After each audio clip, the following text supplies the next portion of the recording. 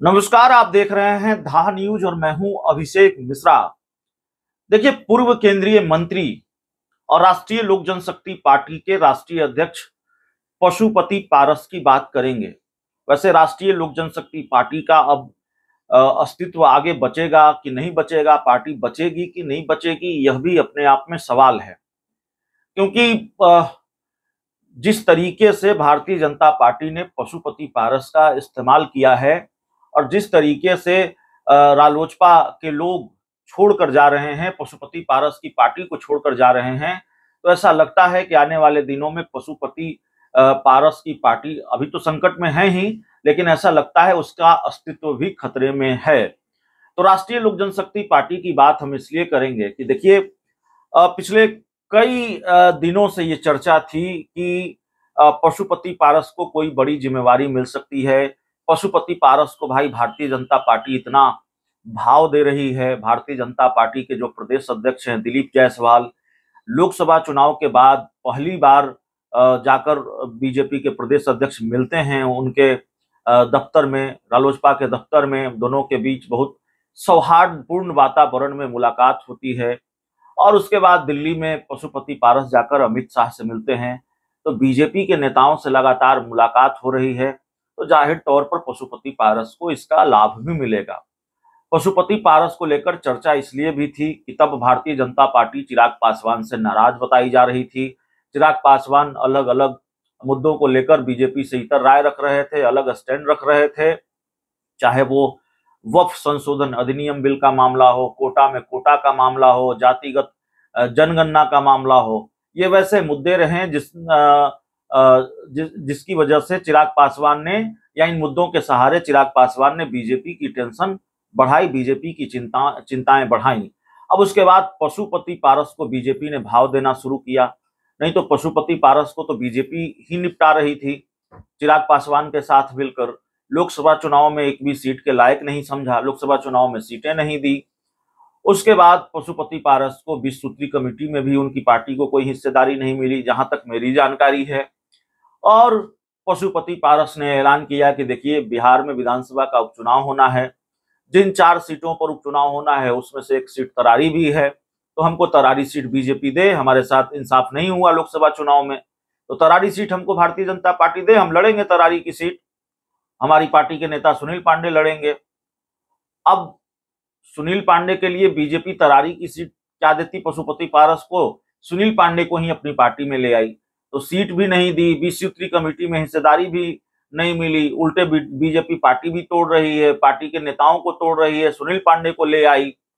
और अभी कई और नेता छोड़ सकते हैं। उधर जेडीयू ने तोड़ दिया, पार्टी की प्रवक्ता रही जो देवजानी मित्रा हैं, वो जेडीयू में शामिल हो गई।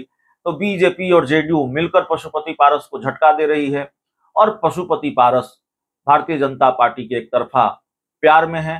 तो चर्चा आज हमने इसलिए की क्योंकि इस पर चर्चा हम कई बार कर चुके हैं, लेकिन धीरे धीरे वक्त बीतता जा रहा है। और क्योंकि चर्चा थी कि पशुपति पारस को राज्यपाल बनाया जाएगा या पशुपति पारस को किसी आयोग का अध्यक्ष बना दिया जाएगा, भारतीय जनता पार्टी कुछ तो उनको इनाम देगी, या चिराग पासवान को मैसेज देने के लिए ही सही, लेकिन पशुपति पारस को कुछ दिया जा सकता है, बीजेपी उनके लिए कुछ कर सकती है।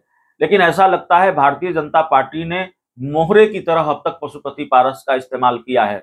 जैसे जैसे वक्त बीतता जा रहा है वैसे वैसे यही लगता है, या यही सवाल है कि क्या पशुपति पारस सिर्फ बीजेपी का मोहरा बनकर रह गए हैं, बीजेपी सिर्फ मोहरे की तरह उनको इस्तेमाल कर रही है, चिराग पासवान को चिढ़ाने के लिए, चिराग पासवान को डराने के लिए, चिराग पासवान पर नकेल कसे रखने के लिए कि भाई देखिए हमारे साथ पशुपति पारस भी हैं। तो बीजेपी को तो इसका फायदा हुआ। बीजेपी अगर पशुपति पारस का मोहरों की तरह इस्तेमाल कर रही है तो बीजेपी को तो फायदा हुआ। चिराग पासवान जो आउट ऑफ कंट्रोल चल रहे थे वो धीरे धीरे लाइन पर आ गए। चिराग पासवान को बीजेपी ने कंट्रोल किया, उन पर नकेल कसने में कामयाबी पाई, ये बात दिख रही है। लेकिन पशुपति पारस को क्या मिला, पशुपति पारस के हिस्से क्या आया? अभी तक तो कुछ नहीं आया है, आगे भी आएगा इस बात की कोई गारंटी है नहीं। और धीरे धीरे उनकी पार्टी के नेता उनका साथ छोड़कर जा रहे हैं, तो जाहिर तौर पर पशुपति पारस के लिए मुश्किल दौर है। और अपने लिए मुश्किलें कुछ हद तक पशुपति पारस ने खुद ही खड़ी की है। लड़ने का मादा न हो, आप आप तेवर नहीं दिखा सकते हैं, आप लड़ नहीं सकते हैं, आप हमेशा हथियार डालने की पॉलिटिक्स करते हैं, सरेंडर कर जाने की पॉलिटिक्स करते हैं, तो जाहिर है जिसके सामने आप सरेंडर कर रहे हैं बार बार, जिसके सामने आप हथियार डाल रहे हैं बार बार, वो भला आपको क्या देगा या क्यों देगा, या आपको सम्मान उस जगह से क्यों मिलेगा, आप उस जगह से आपके साथ सम्मानजनक समझौता क्यों होगा, यह भी तो बड़ा सवाल है।